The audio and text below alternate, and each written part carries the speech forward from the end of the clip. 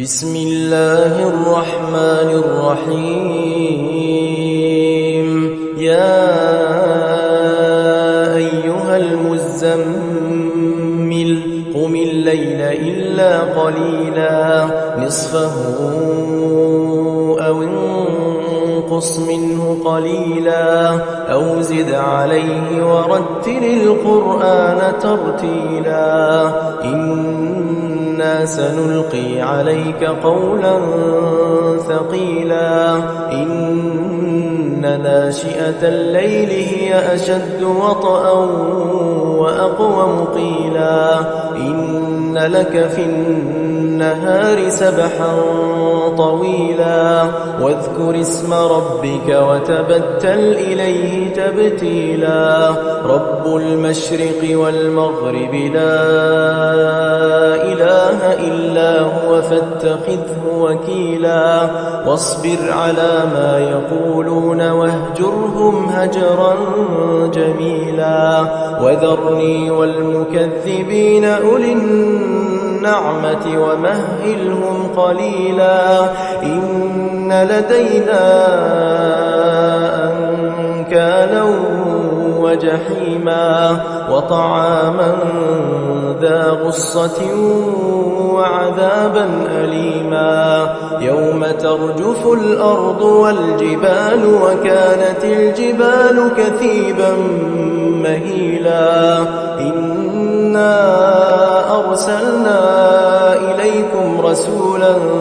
شاهدا عليكم كما أرسلنا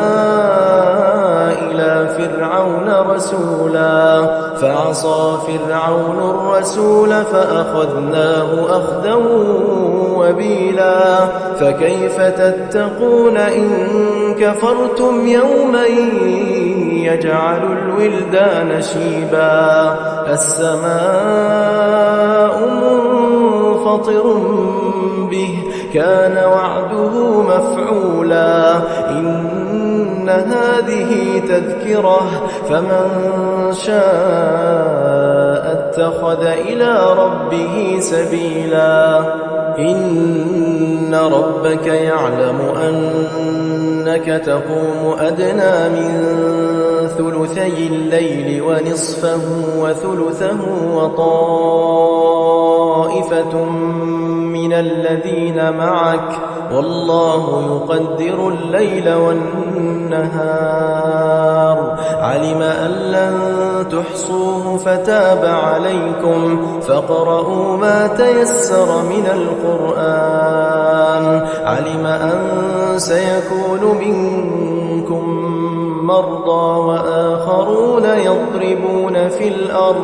وآخرون يضربون في الأرض يبتغون من فضل الله وآخرون يقاتلون في سبيل الله فاقرؤوا ما تيسر منه وأقيموا الصلاة وآتوا الزكاة وأقرضوا الله قرضا حسنا وما تقدموا لأنفسكم من خير تجدوه عند الله هو خيرا وأعظم أجرا واستغفروا الله إن الله غفور رحيم